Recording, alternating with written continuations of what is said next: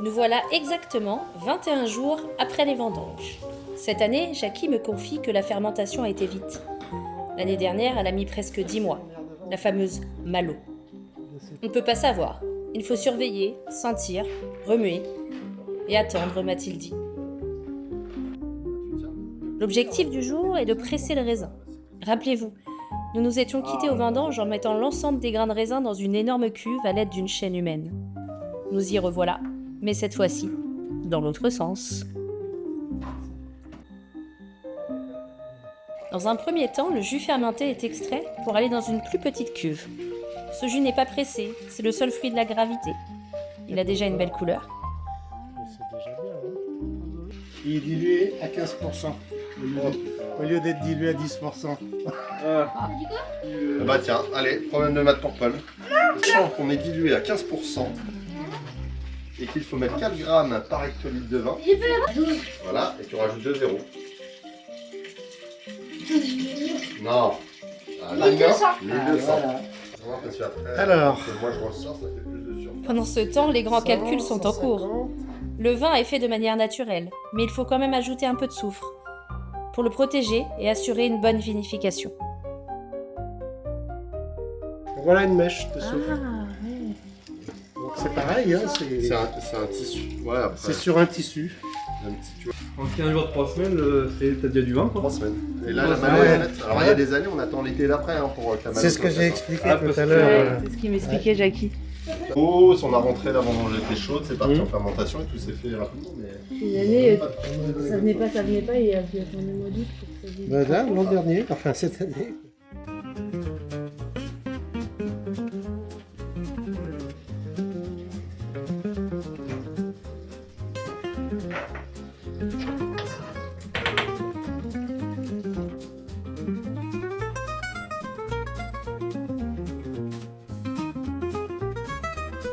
Il s'agit maintenant d'enlever le raisin et de refaire une chaîne humaine à l'inverse.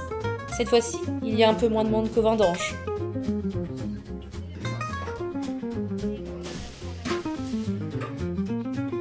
Il y a un saut, hein, Paul. Oui, pourquoi?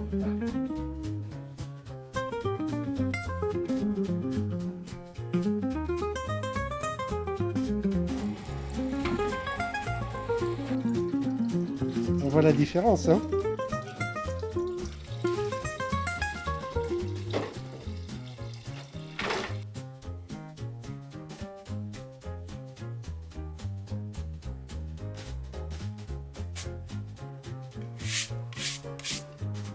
Petit à petit, on nettoie, on frotte, on brosse et on monte le pressoir manuel. Les planches s'appellent des madriers. Dans le coin, il y en a peu qui utilisent encore un pressoir comme celui-ci.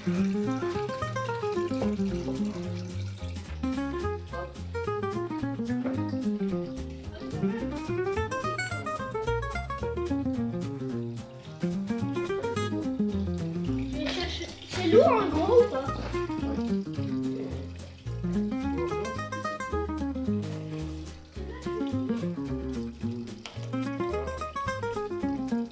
Là. Il y a 2 clavettes, la différence entre... Et voici le deuxième jus qui arrive. Plus chargé, plus trouble. Il sera peut-être incorporé au premier, mais peut-être pas. C'est l'assemblage, et ça, c'est le vigneron qui le décide. Il les mit dans une autre cuve, et en fonction de ce que donne la fermentation, ils seront réunis, ou peut-être pas.